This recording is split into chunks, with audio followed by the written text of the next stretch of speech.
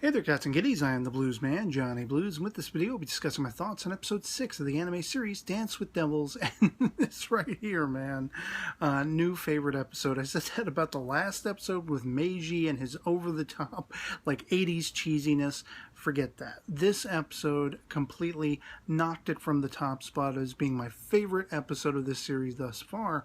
We're seeing Shiki taking over the reins of trying to get at Ritsuka in this episode, and of course spurring her on with the lie that he knows something about her mother and all this kind of stuff, and he relates to her on a level that's very intriguing to me. He's coming at her kind of describing the other devils, Rem and all the other devils, as being something entirely different. He is angelic. He comes from heaven. He was cast out, and he is actually, he has angel blood in him and all this stuff. We see his wings toward the end of the episode, and he's trying to relate to her on a level of, hey, we're similar. We're kind of the outcast. We're the one that doesn't fit in. We're the odd-shaped puzzle piece and all this kind of, stuff.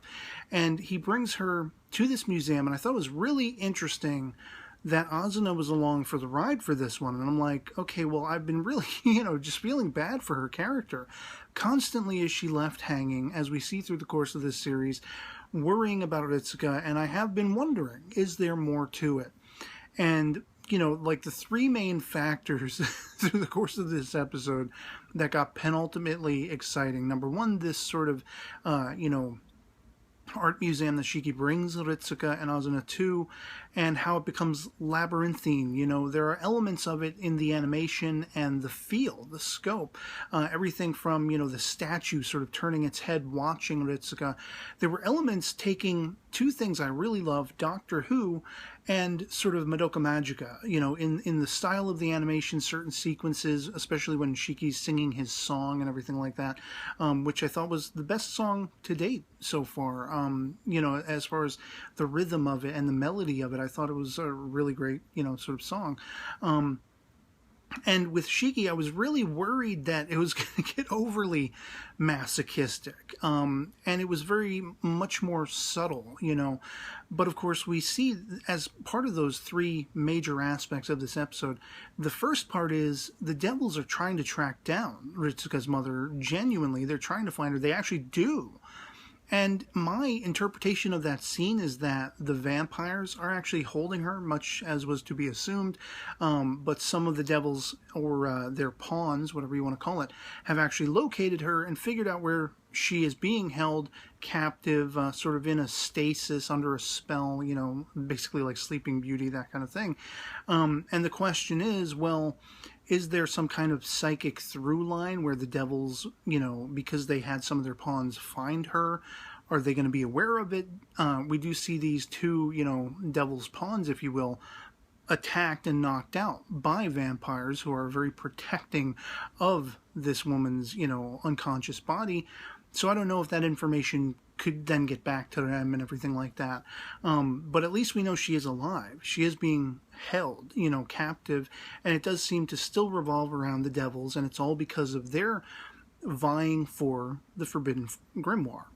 And the other aspect, calling back again to the art museum, this idea of walking into, almost like Alice in Wonderland, through the looking glass, these paintings, and calling back on Ritsuka's family lineage, her grandfather Lindo's, being very young and being taught to become an exorcist, being poisoned against, the vampires and everything like that. But as we see, they're not actually brother and sister. They're cousins.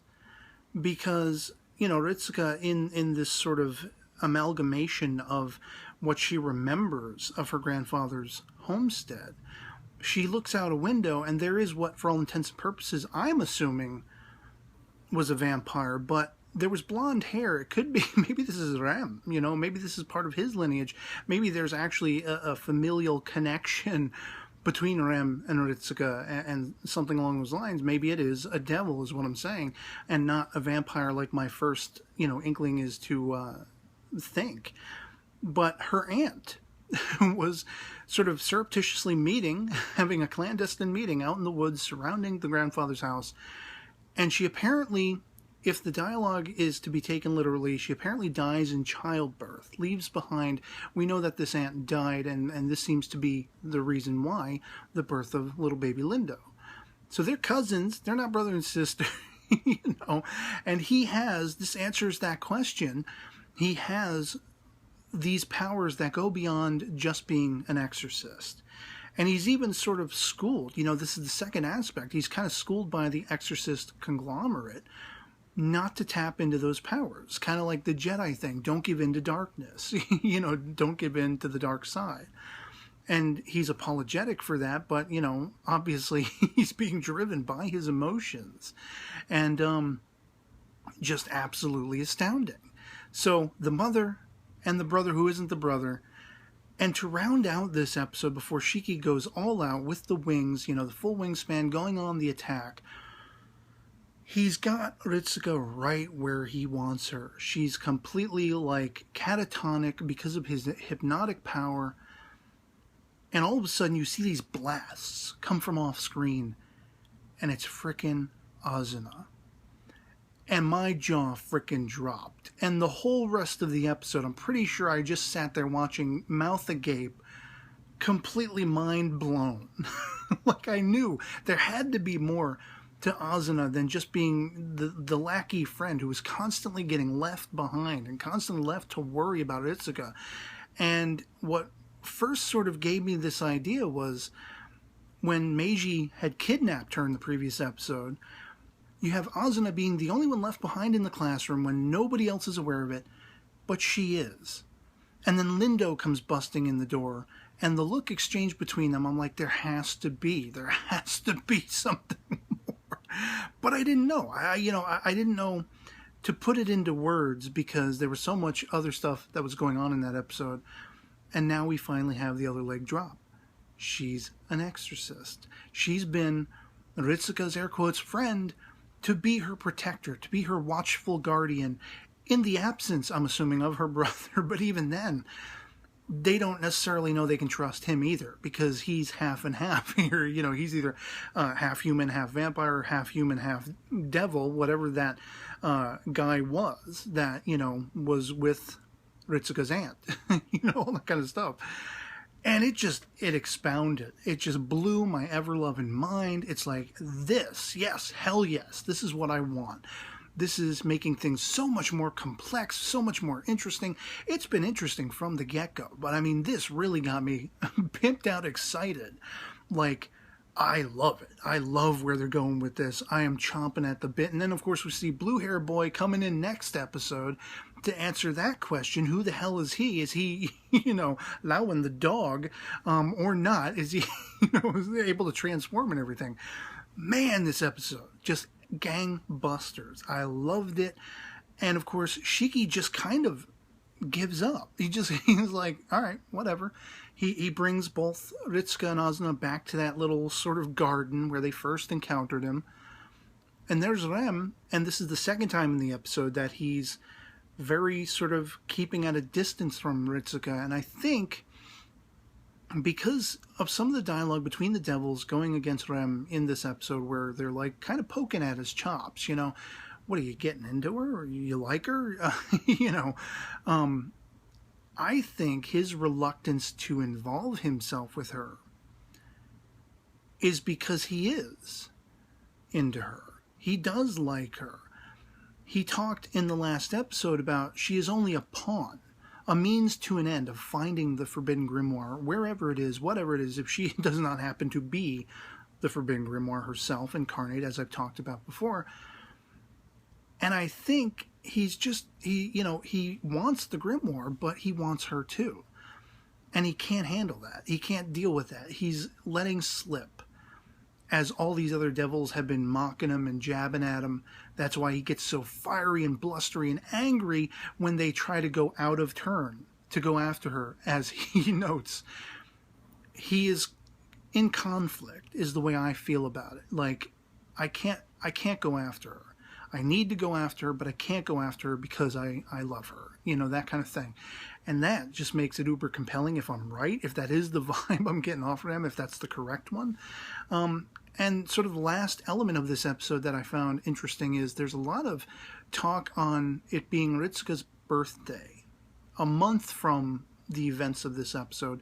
But in the flashback, sort of, you know, interacting with the amalgamation of her past, do we also hear them celebrating her birthday? So I'm wondering if that is going to be tantamount to some revelation, if that's going to play into, you know, let's say she is the grimoire, she's the grimoire incarnated, something held within her. Is the birthday then a sort of hallmark of that potentially being, you know, opened, like awakened within her? Is there something like they might have to conduct a spell to keep it in line, you know, not let it become freed, something like that? Is her life going to be at risk if that happens? All these kinds of things. I mean, wow. This was like everything I felt like I was really wanting from this series with everything they've done so far. It truly feels like the culmination of everything, all the hints and all the story elements we've had since episode 1 of this just great, and right now, at least from this episode, amazing sort of, you know, gothic horror, you know, stage play vibe like I've talked about from the beginning. And it gave me goosebumps. I was amped. I'm like, this is everything. This is an answer to everything I've thought and felt. And this was the culmination. This was the turning point. From here, I feel like it's only going to get much more intriguing, much more dire as the devils and the vampires are vying for this grimoire. And Ritsuka's really starting to feel the weight on her shoulders as a result of all these people trying to use her and manipulate her and all this kind of stuff. Even her nearest and dearest, she's, you know, forgiving of Azuna's having manipulated her to a degree, having lived a lie. As she puts it to Shiki, though, it wasn't an evil lie. It was a lie with the best of intentions. She really did, at you know, the sort of foundation, care about me as a person, want to protect me as a person. Whereas you, meaning Shiki, you just want to get at whatever devices you want. Maybe you want me, maybe you're looking at me as being the object of desire rather than the grimoire being icing on the cake for you, whatever it is. And it's just like rocked my world. This is freaking awesome. So yeah, I'd love to hear from you guys in the comments below if you've seen episode 6 of Dance with Devils.